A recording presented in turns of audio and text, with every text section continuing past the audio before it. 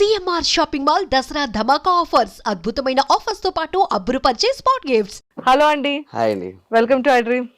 Hello hello hello so ఎలా ఉన్నారు? బాగున్నానండి, మీరు ఎలా ఉన్నారు? నేను కూడా చాలా చాలా బాగున్నాను. అండ్ నిజంగా చెప్తున్నాను, ఇప్పుడు పండు గారికి కొరియోగ్రఫీ చేస్తున్నారు. ఎవ్రీ ఇయర్ పండుగకి ఏదో ఒక యూనిక్ స్టైల్ తో ఒక కాన్సెప్ట్ ని దించుతూ ఉంటారు. తను ఎప్పుడు డీలో ఉన్నా పలాసా సినిమాలో సాంగ్ అనుకుంటా, నెక్లెస్ గొలుసు అక్కడ వేసాడు విత్తనం పండు. అసలు మామూలు కాదు అన్న అంటే, సీరియస్ గా అన్న ఎనర్జీ గానీ సెట్ లో ఉండే మాత్రం అన్న గోల గోల. సార్ అన్న ఎనర్జీని మేము ఈ నెల్లూరు ఈవెంట్ ఆ వీడియోలో కూడా చూసాం.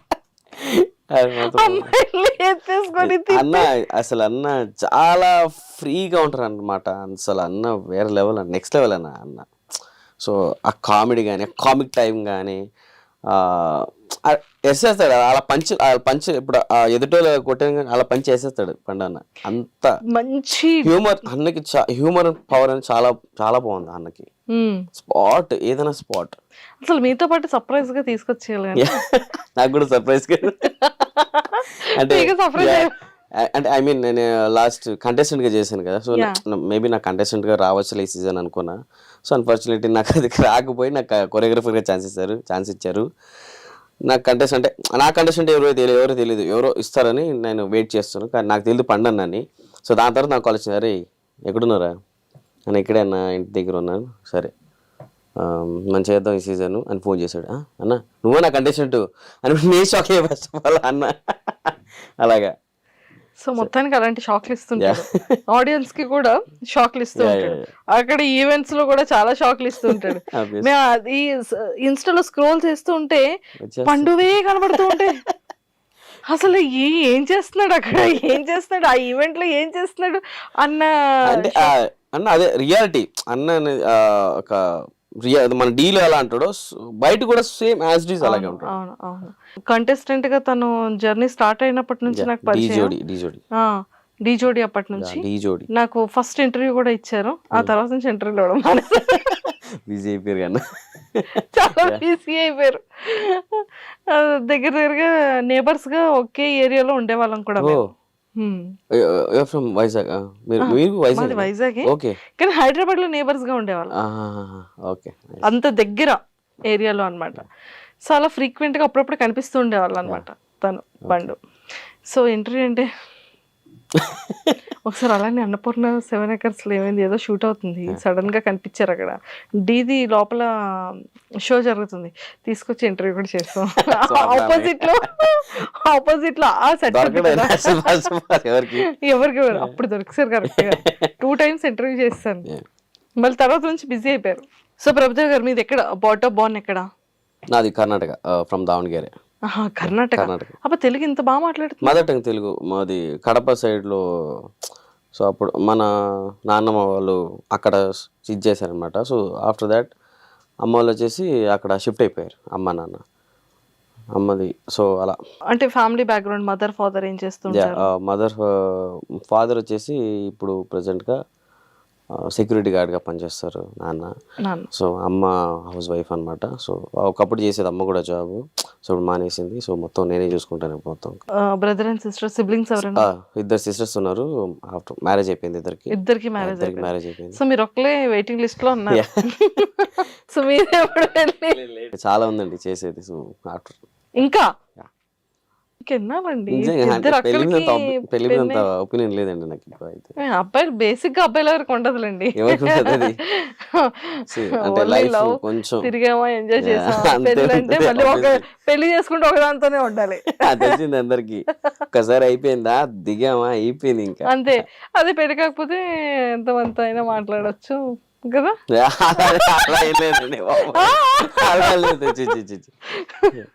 ఓకే. సో డి అంటే మీరేం చదువుకున్నారు? నేను ఇంటర్ సెకండ్ ఇయర్ అంతే, లాస్ట్ ఇంటర్ సెకండ్ ఇయర్ అంటే +2 చేశారు. సో డీకి ఎప్పుడు వచ్చారు?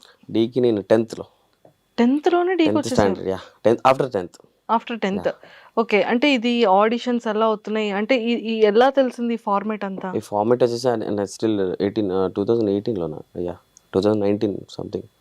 అప్పుడు నేను బ్యాక్గ్రౌండ్ డాన్సర్గా వచ్చాను. సో ఒక 6 ఇయర్స్ అలాగా బ్యాక్గ్రౌండ్ డాన్సర్ చేసుకొని వచ్చి దాని తర్వాత D10లో నేను ఆడిషన్ ఇవ్వడం జరిగింది.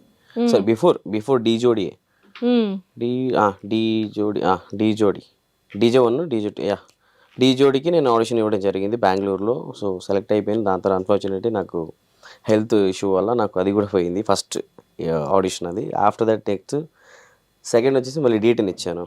సో అప్పుడు కొంచెం అరే లేదు మనోడు కెమెరా ఫేస్ లేదు అని చాలామంది అన్నారు నాకు. సో అలా రూమర్స్ వినిపించింది నాకు. సో రియలే రూమర్స్ ఏం కాదు అంటే నా వెనకాల.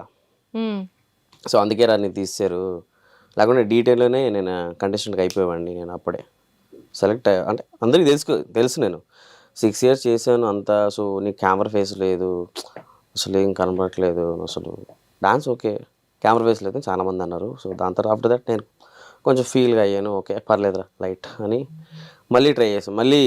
సో ఆఫ్టర్ దట్ నాకు కన్నడలో ఒక రియాలిటీ షో వచ్చింది ఆపర్చునిటీ, వైల్డ్ కార్డ్. మహాలక్ష్మి ఉందా ఇప్పుడు చిన్న పిల్ల డీలో చేసింది అమ్మాయి మహాలక్ష్మి, తను నా స్టూడెంట్. అంటే స్టూడెంట్ అంటే నాకు అక్కడికి వెళ్ళినప్పుడు అమ్మాయి నేను పిలిచినప్పుడు సరే వస్తాను సార్ అన్నప్పుడు ఇద్దరు వెళ్ళి మేము వైల్డ్ కార్డ్ ఇచ్చాము. సో అక్కడ సెలెక్ట్ చేసుకున్నాం మమ్మల్ని. అక్కడ నుంచి డైరెక్ట్ ఫినాల్ దాకా మేము రీచ్ అయ్యాం. ఇద్దరు కష్టపడి చాలా బాగా చేసి ఫినాల్ దాకా రీచ్ అయ్యాం. సో అప్పుడు నాకు అమ్మాయి స్టూడెంట్ అని అనిపించింది, అంటే నేను అలా తీసుకున్నాను. మళ్ళీ అమ్మాయిని ఇక్కడ హైదరాబాద్కి ఇక్కడ చేపియాలని అమ్మాయికి ఆడిషన్ ఇచ్చి ఆటోలో చేయించాను అమ్మాయికి. సో అలా కంటిన్యూటీ చేసుకొని మళ్ళీ అది అయిన తర్వాత మళ్ళీ డీ జోడీ వచ్చింది ఇక్కడ. సో అప్పుడు ఆపర్చునిటీ ఇచ్చింది డీ జోడీగా. దాని తర్వాత డీ ఛాంపియన్స్. సో మొత్తానికి డీతో చాలా ఎక్కువ అనుబంధం. చాలా చాలా చాలా ఇప్పుడు గ్రాటిట్యూడ్ అంటే నేను డీకే రుణపడుతున్నాను. ఇప్పుడు ఒక నాలుగు మెతుకులు ఇప్పుడు తింటున్నానంటే డిఏ. డీలో సైడ్ డాన్సర్గా వచ్చేటప్పుడు ఎంత మనీతో స్టార్ట్ అయింది, ఈ రోజు ఎలా ఉంది మీ లైఫ్ జర్నీ? నేను వచ్చే ముందు జీరో. ఇప్పుడు చెప్పాను కదా 4 మెతుకులు తింటున్నంటే అది డిఏ. సో 4 రూపాయలు ఇప్పుడు సంపాదిస్తున్నంటే డిఏ బికాస్ ఆఫ్ డి. అంటే అప్పుడు వచ్చేటప్పుడు డ్రెస్సింగ్ కానీ అసలు అది కర్ణాటక నుంచి వచ్చారు. నేను యాక్చువల్గా అప్పుడు ట్రావెల్ చేస్తున్నాండి అక్కడి నుంచి ఇక్కడికి. ₹1 ఉండేది కాదు, ₹1 ఉండేది కాదు. స్టేషన్లో వచ్చేవాడిని, స్టేషన్లో పడుకునేవాడిని. ₹1 ఉండదు. ఎవరి దగ్గర అప్పుడు ఫోన్ కూడా లేదు సరిగా నా దగ్గర. జస్ట్ ఒక కీబోర్డ్ సెట్ ఉండేది, కీప్యాడ్. సో అది వాడేటోడిని. ఎవరి దగ్గర ఫోన్ చేసినా కూడా ఎంత లేదు. ఇంట్లో కూడా చాలా ప్రాబ్లమ్స్ అప్పుడు. సో ఇంట్లో కూడా నార్మల్గా ఒప్పుకునేది కాదు. ఏం చేస్తావు డ్యాన్స్ అంటే వెళ్ళి జాబ్ చేసుకో అనేవాళ్ళు. సో చాలా ఇంట్లో కూడా సపోర్ట్ లేదు, అక్కడ లేదు. కొన్ని బ్రెడ్ చాయ్ బన్ను అలాంటివి తిని చాలా రోజులు ఉన్నాయి అలాంటివి తిని. సో కంపార్ట్మెంట్లో పడుకునేవాడిని.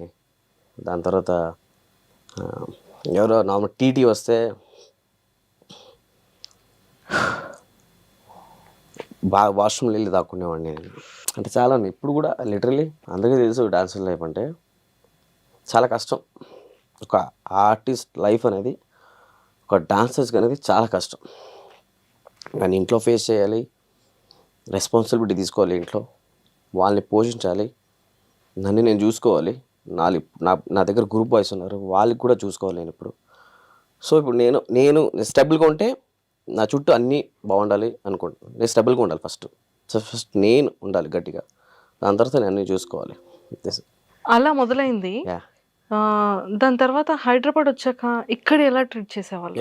యాక్చువల్గా నేను హైదరాబాద్లో టీవీలో చూసేవాడిని. నేను నార్మల్గా చార్మినార్ కానీ ఇవన్నీ నాకు అసలు కొత్త. సో బిఫోర్ 8 years నాకు తెలియదు అసలు ఏమి.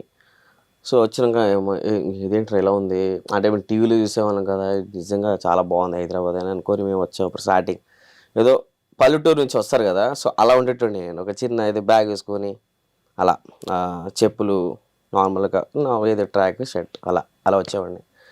బిఫోర్ అది యశ్వంత్ మాస్టర్ దగ్గర చేశాను నేను. ఫస్ట్ యశ్వంత్ గారి దగ్గర అంటే వేరే మాస్టర్ దగ్గర ఫస్ట్ వచ్చేసి రవి మాస్టర్ అని, రవి ఆయన ఫ్రమ్ కర్ణాటక. క్యాట్ మాస్టర్తో నేను బ్యాక్గ్రౌండ్ డాన్సర్ చేశాను ఒక సీజన్. దాని తర్వాత మా మాస్టర్కి ఒక ఛాన్స్ ఇచ్చారు, మా మాస్టర్తో చేశాను. దాని తర్వాత యశ్వంత్ మాస్టర్ దగ్గర 6 years జర్నీ చేశాను. సూపర్. మొత్తానికి మంచి మంచి మాస్టర్స్ దగ్గర గట్టిగా ట్రైనింగ్ అయ్యారు.